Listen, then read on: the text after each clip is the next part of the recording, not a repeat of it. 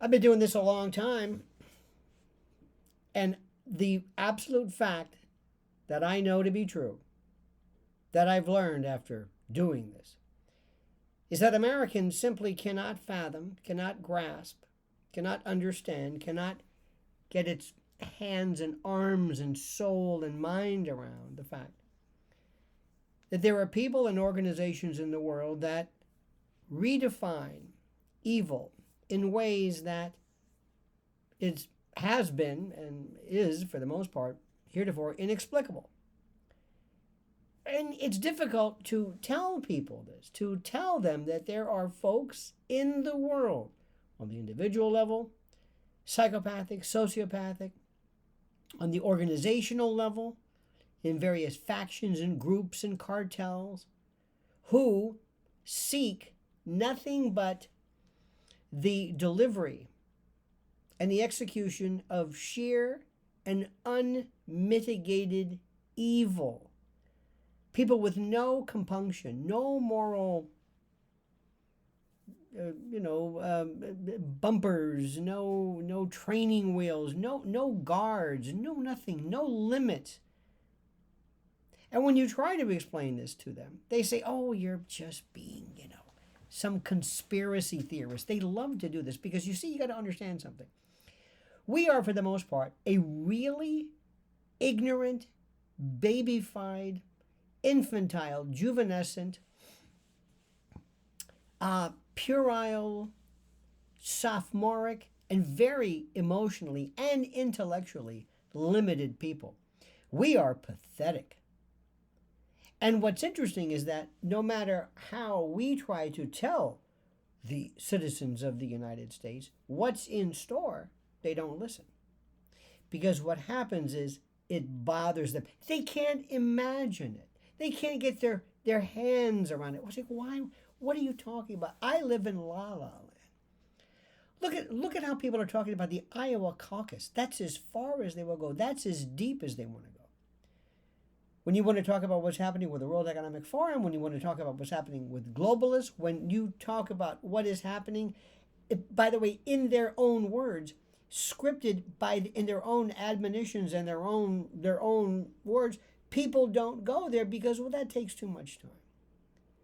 And whenever you tell them something that they can't get their arms around, I keep using that phrase, but it's true. They can't physically, mentally grasp it.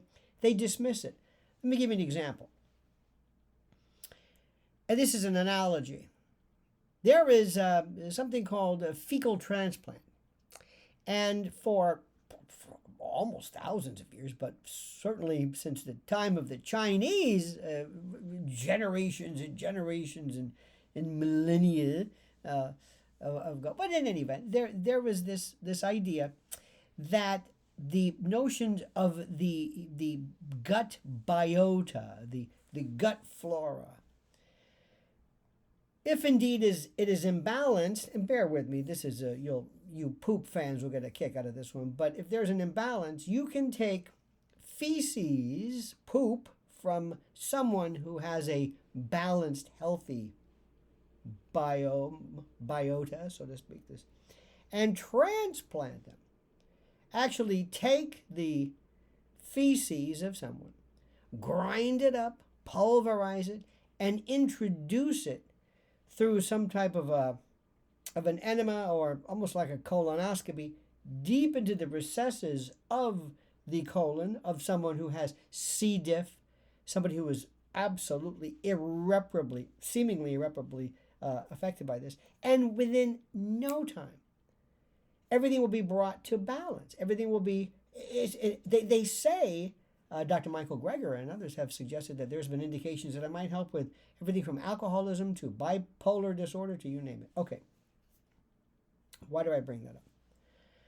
When you bring up a subject that is beyond the imagination and beyond the realm of education and beyond the historical perspective of Americans, they will dismiss it because they get nervous.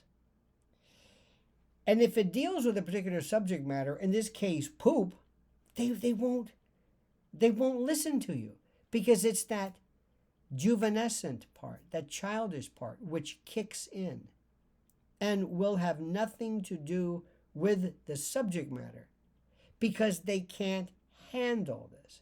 So when you talk about cabals and consortia and cadres and covens and convocations of people from all around the world who represent this higher order, not in spirituality, but in terms of their wealth and their power. These people who get together, a la Bilderberg and Mont Pelerin and others, when you tell them this, that these people are meeting and that these are inherently evil people who think about the world and think about you as this kind of like a game of Risk, they can just use and impart their genius on the world, and they can play with populations, and they can play with reproduction rates, and they can work with the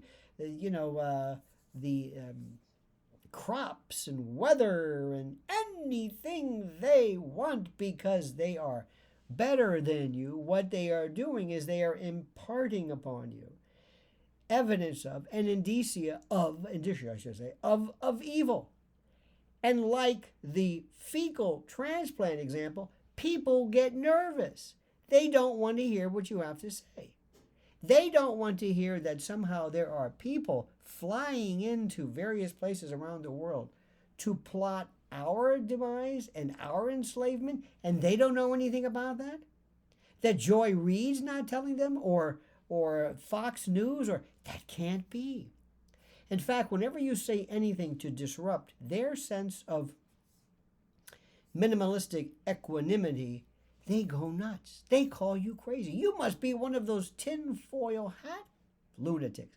And by the way, it's aluminum foil. We haven't worn tin in years. But the point is, this is what we're up against. Because to understand the world, you have to understand evil. You have to understand what it means to be diabolical. You have to understand people who look at you like you're an ant, a rodent, an insect. You're larvae. You're nothing. It's sheer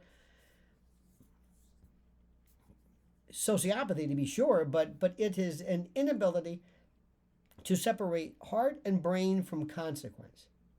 They don't know this. It's not that they're evil per se, though the manifestation of their behavior is that they're unable to show empathy, sympathy, connection. They can't represent, or they can't appreciate conditionality, consequence.